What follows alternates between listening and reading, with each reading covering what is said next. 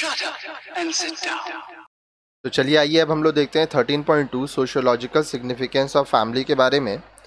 जो हमारा परिवार होता है, ठीक है, समाज के रूप में समाज शास्त्र के हिसाब से इसका महत्व क्या है।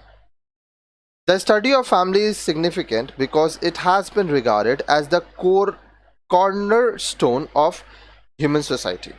देखिए, जब हम लोग परिवार के बारे में पढ़ रहे हैं तो अगर हम लोग जो हम मानवीय समाज है उसका हम लोग होता है ना, नींव का पत्थर वो परिवार है, क्योंकि परिवार से ही तो मिल के समाज बनता है। अगर समाज में परिवार ही नहीं होगा तो फिर समाज का कोई अस्तित्व ही नहीं है। It plays a vital role in the formation of human society by binding men, women and their children in a stable relationship with each other. अब देखिए, हमारा जो मानव समाज है उसको बनाने में परिवार का बहुत महत्वपूर्ण कार्य है, क्योंकि ये मानव समाज जो परिवार बनाया उसमें एक नियम है। उस नियम के अनुसार एक पुरुष, एक महिला और उनके बच्चे एक स्थायी संबंध में एक दूसरे के साथ रहते हैं। अब देखिए, आप अपने पड़ोसी के साथ तो नहीं रहते हैं, आप अपने फैमिली के साथ रहते हैं। क्यों रहते हैं, ये एक सवाल हो सकता है ना। आप सुबह उठते हैं, आप अपने घर में ही वॉशरूम यूज़ करते हैं, आप अपने पड़ोसी के यहाँ जाके यूज़ नहीं करते। क्यों? क्योंकि ये एक रूल है। आप जब भी आपको ज़रूरत होता है आप अपने फैमिली के पास जाते हैं, ठीक है, आप किसी अजनबी के पास नहीं जाएंगे। क्यों? क्योंकि ये एक समाज का नियम होता है। अब ऐसा नहीं है, देखिए, कभी कभी आपको अजनबी के पास जाना होता है, लेकिन वो दूसरी केसेस होती हैं। जब आपके पर्सनल नीड होंगे तो उसमें आप पहले अपने परिवार के पास जाएंगे।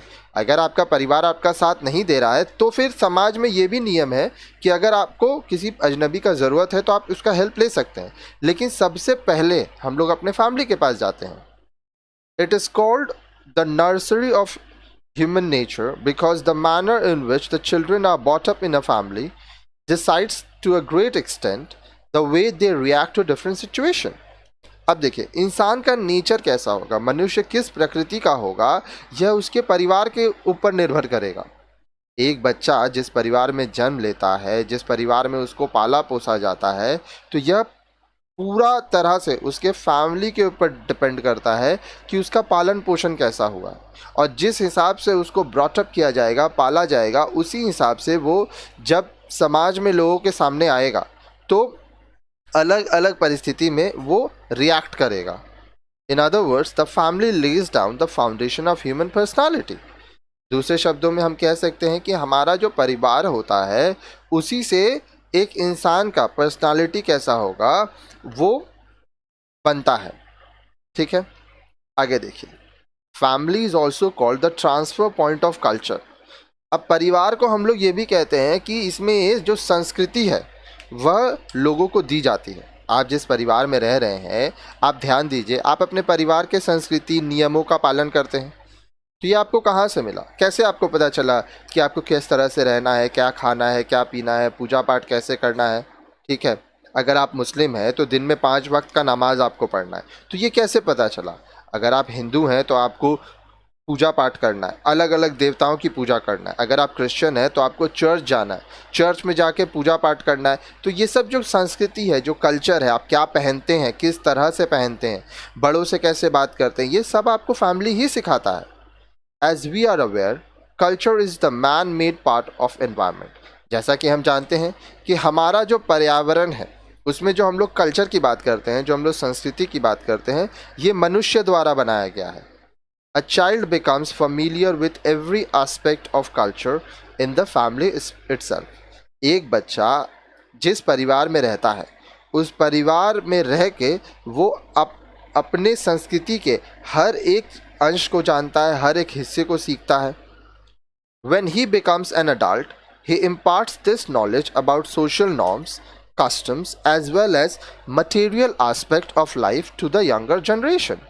जब वह बच्चा बड़ा हो जाता है तब वो अपने नॉलेज को, जो समाज के बारे में, जो समाज के नियम हैं, जो परंपराएं हैं, उन सभी चीज़ों को, और जो मटेरियल एस्पेक्ट है, चीज़ों को कैसे इस्तेमाल करना है, ये यंगर जनरेशन को सिखाता है, ठीक है। An adult person is a part of 2 types of family. अब देखिए, एक वयस्क व्यक्ति दो तरह के परिवारों का सदस्य होता है। The family in which one is born is called the family of orientation.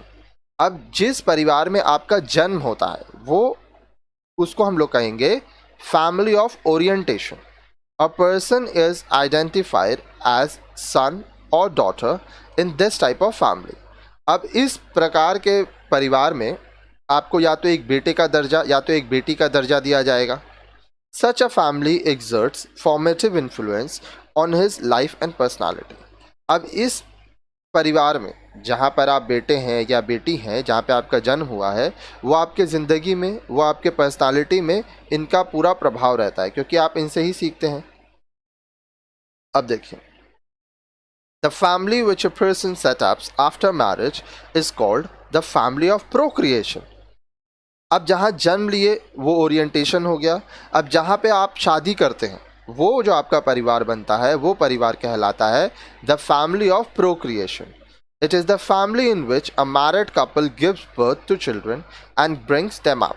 अब ये वो परिवार है जहाँ पर एक शादीशुदा जोड़ा बच्चे को जन्म देता है और उसका पालन पोषण करता है। The family is significant in every way for the individual as well as society, and hence its study is important in sociology. अब देखिए, हर एक व्यक्ति के लिए और साथ साथ समाज के लिए परिवार जो है वो बहुत महत्वपूर्ण है, हर एक तरह से महत्वपूर्ण है, और इसलिए हम लोग समाज शास्त्र में इसको पढ़ना हमारे लिए बहुत आवश्यक है। क्योंकि देखिए, समाज इंसान से ही बनता है और इंसान परिवार में ही रहता है। अब वो परिवार चाहे कैसा भी हो, लेकिन वो आपका परिवार ही है।